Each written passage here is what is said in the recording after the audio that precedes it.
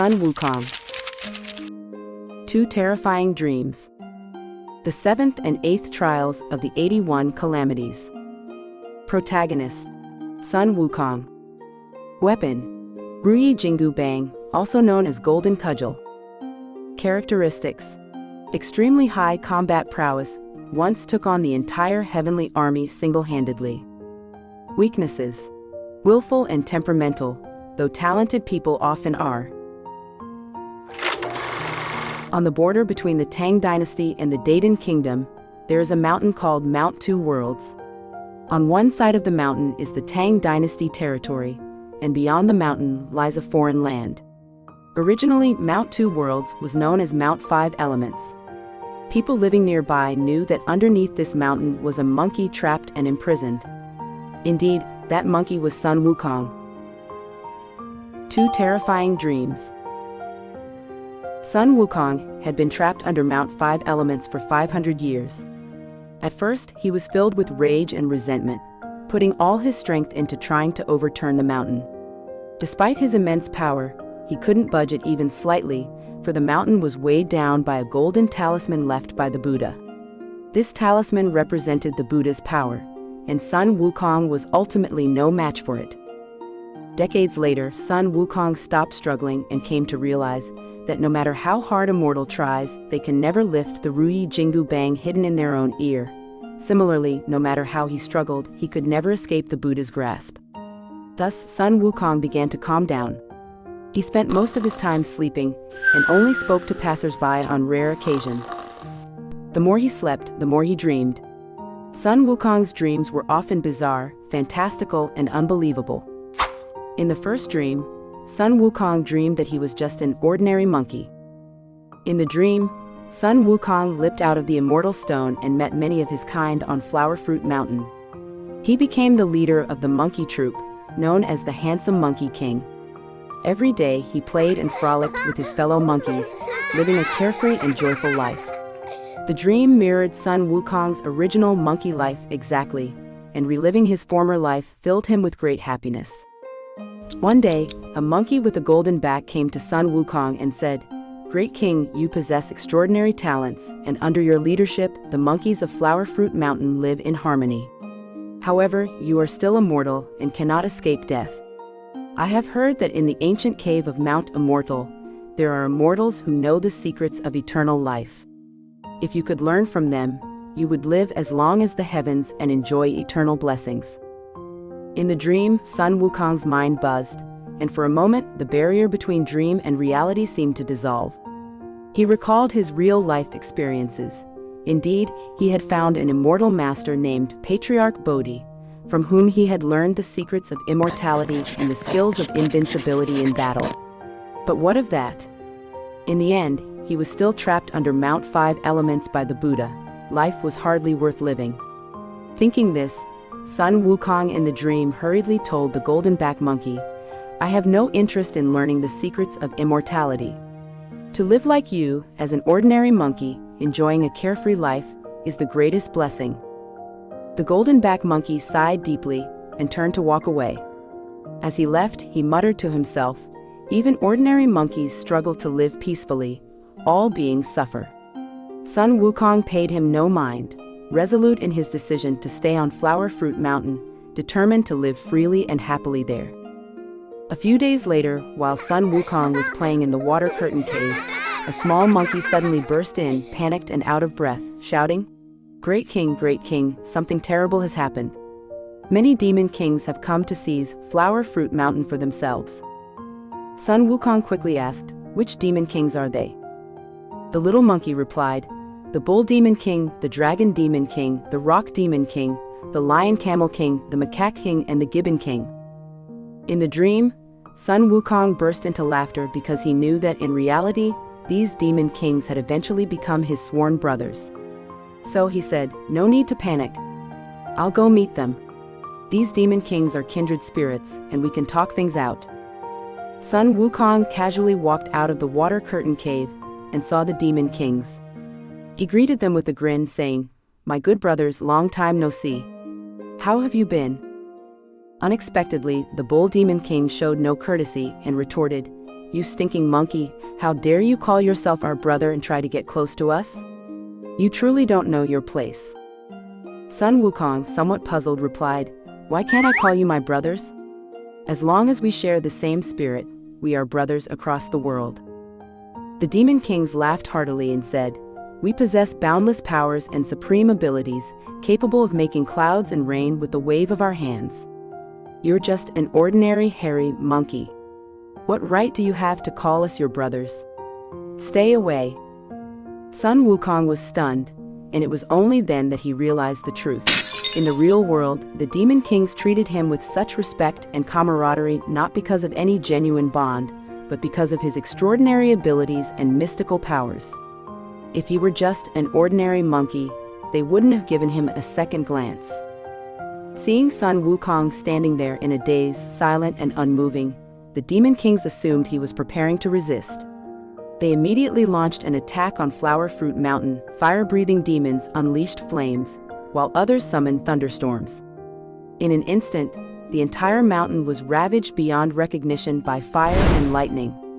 The monkeys under Sun Wukong's command were slaughtered mercilessly.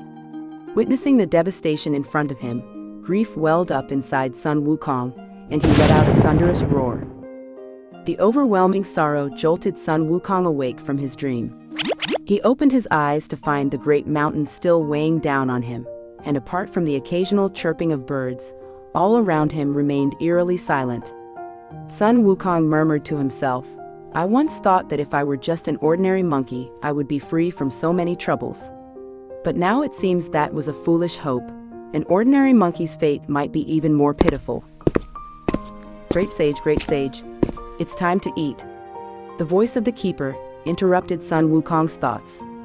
Sun Wukong looked up at the keeper standing before him, who stood less than 2 feet tall with a head full of silver hair, and said, "Every meal is the same, hard iron balls and scalding hot copper water. I'm tired of it." Indeed, ever since Sun Wukong had been trapped under the Five Elements Mountain, the heavens had only sent him these two things to eat. If it weren't for his body of steel and iron, how could he have endured such a diet? The keeper smiled and said, "Great sage, please bear with it. The celestial immortals have only allowed me to bring you these items to eat. Besides, what delicacies in the mortal world could compare to the celestial peaches and divine wine of the heavens?" Sun Wukong replied, "Of course.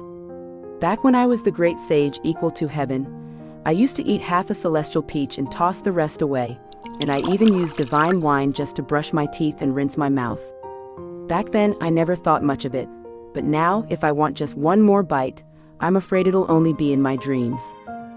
The keeper continued to smile and said, "Since you can have anything you want in your dreams, great sage, why not eat your fill and then go back to dreaming?" Sun Wukong said, "You sly old keeper, how dare you mock me? The day I break free from this Five Elements Mountain, I'll be sure to use my Jing Gu Bang to break your legs." The keeper wasn't the least bit afraid and laughed, "You always talk about one day, but it's been 500 years and that day still hasn't come." With that, he waddled away. Sun Wukong sighed as he watched the keeper's retreating figure. Surprisingly, he felt a tinge of reluctance. Despite the old man's sharp tongue, over the past 500 years, he had been the one who spoke with Sun Wukong the most. After eating his fill and as the sky grew darker, Sun Wukong gazed up at the heavens, watching as the moon and stars slowly rose. Memories began to flood his mind. He thought of the old Dragon King, from whom he had forcefully taken the Ruyi Jin Gu Bang after returning from his training. He recalled the King of Hell, whom he had confronted in the underworld, demanding the Book of Life and Death to ensure the monkeys of Flower Fruit Mountain could live forever. He remembered Erlang Shen, the pagoda-bearing Heavenly King, and the many heavenly soldiers and generals who had attacked Flower Fruit Mountain on the Jade Emperor's orders, only to be defeated by him, forcing the Jade Emperor to grant him a position as a celestial being. And then there was Tai Bai Jinxing, who had initially convinced the Jade Emperor to offer him the lowly title of Bai Moen, the keeper of the heavenly horses, leading to his angry return to Flower Fruit Mountain. Yet it was this same old Tai Bai Jinxing who eventually persuaded the Jade Emperor to bestow upon him the title of Great Sage equal to heaven. The flood of past memories made Sun Wukong's head heavy and drowsy, and soon he fell asleep again. In his dream, he was once again the great sage equal to heaven, residing in the heavenly peach orchard where the moon and stars were his neighbors. In his dream, Sun Wukong reflected on how he had been imprisoned under the five elements mountain by the Tathagata. Because he had consumed all the celestial peaches, stolen the divine wine, and taken the elixir of immortality from the Supreme Lord Lao. Now that time had turned back, he resolved not to repeat those mistakes. Thus, in his dream, Sun Wukong resisted his cravings and refrained from sneaking any celestial peaches. When the 7 fairies came to pick peaches on the Queen Mother's orders, he did not play any tricks on them. Even though he was not invited to the Queen Mother's peaches banquet, he kept his dissatisfaction in check and refrained from any inappropriate behavior. In summary, Sun Wukong adhered to the rules of the heavenly realm and endured the unfair treatment of the Jade Emperor and the Queen Mother, behaving like a true celestial being. He simply hoped to avoid any further trouble and be content with being a leisurely deity in the heavenly court. However, he did not anticipate that his wish would still go unfulfilled. One day, Jinxing came to him and said, "Sun Wukong, the Jade Emperor has sent me with the decree. He says that your behavior has been improper, and he intends to revoke your title of Great Sage equal to heaven." Sun Wukong was both shocked and enraged. He demanded, "I have been so well behaved. Why do they say I have acted inappropriately?" Jinxing replied, "The Jade Emperor said that during the last meeting in the heavenly court you farted, and that is considered improper behavior." Sun Wukong was so infuriated that he was momentarily at a loss for words. Seeing that Sun Wukong was about to explode in anger, Jinxing leaned in and whispered, "Great sage, as the saying goes, 2 tigers cannot share one mountain, and 2 rulers cannot coexist in the same court. The Jade Emperor is the ruler of the heavenly court, yet you call yourself Great Sage equal to heaven, which puts you on equal footing with him. Naturally, this doesn't sit well with him. If you relinquish this title, it will ease the Jade Emperor's mind, and your days will go much smoother." Sun Wukong let out a cold laugh and said, "If that's the case, why did he give me the title of Great Sage equal to heaven in the first place?" Jinxing sighed and said, "Back then it was because they couldn't defeat you. The Jade Emperor had no choice but to resort to this measure." Sun Wukong burst into loud laughter and said, "Back then, when I was beating your heavenly soldiers and generals to a pulp, you could tolerate me. But now that I'm behaving and following the heavenly rules, the Jade Emperor finds the title of Great Sage equal to heaven an eyesore. Fine, so you're just a bunch of bullies who only respect force and not the person. Well, don't blame me if I'm not so polite." With that, Sun Wukong pulled out his Jingu Bang from his ear, leaped into the sky, and flew straight to the heavenly court. Hovering above the Jade Emperor's Lingxiao Palace, he swung his staff down with all his might. The strongest disciple in history was ready to unleash his power. Just as Sun Wukong was about to wreak havoc in the heavenly court in his dream, he suddenly heard a voice, "Wukong? Wake up! Wukong! Wake up!" The voice jolted him awake. When he looked up, he saw Guanyin floating in midair with her disciple.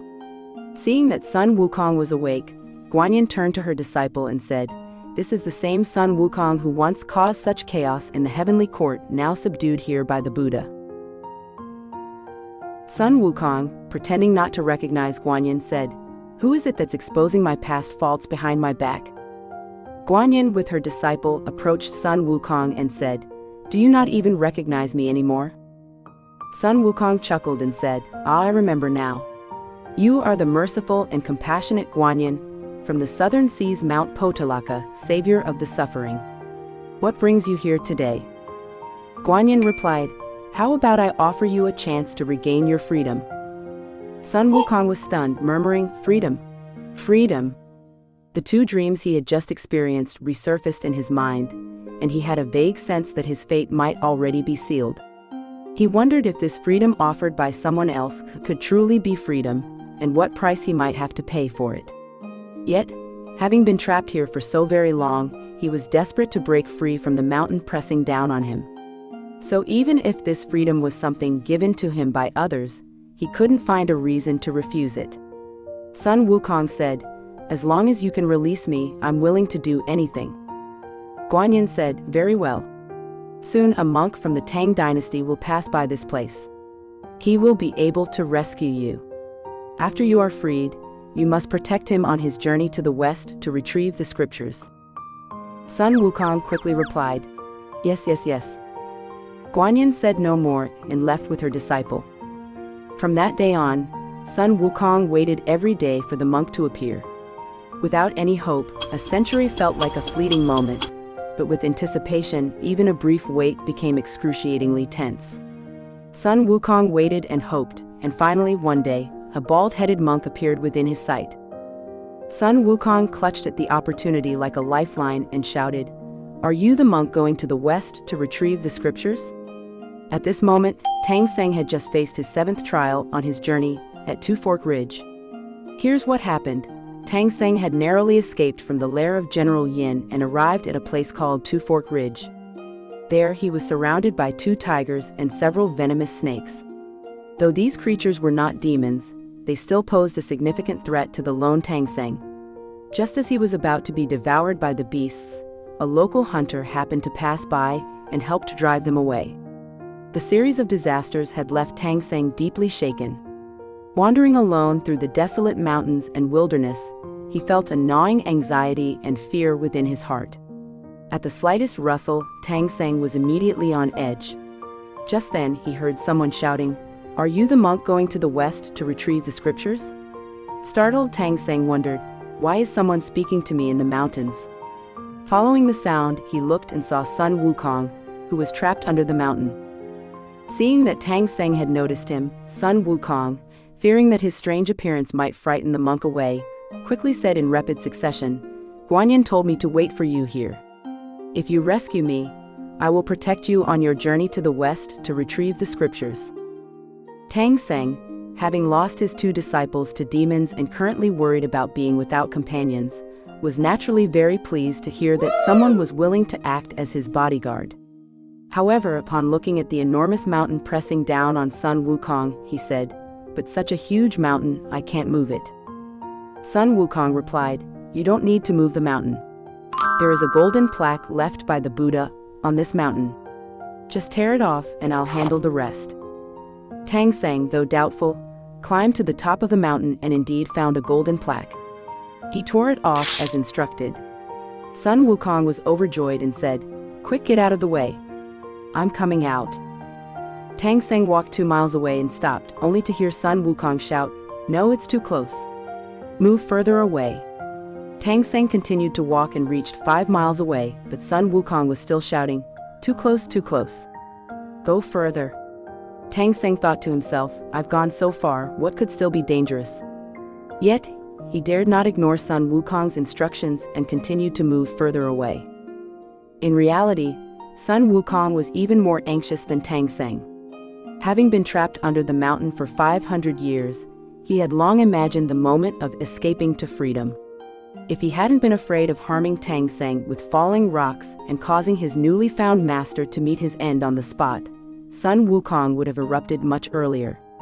Seeing that Tang Sanzang was at a sufficient distance, Sun Wukong gathered all his strength and leaped out from the mountain. The massive mountain was instantly overturned by him, causing a cataclysmic collapse with rocks and debris flying into the air.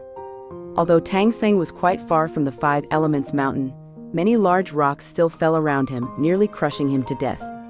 This was his 8th trial on the journey, the perilous Mount Two Worlds.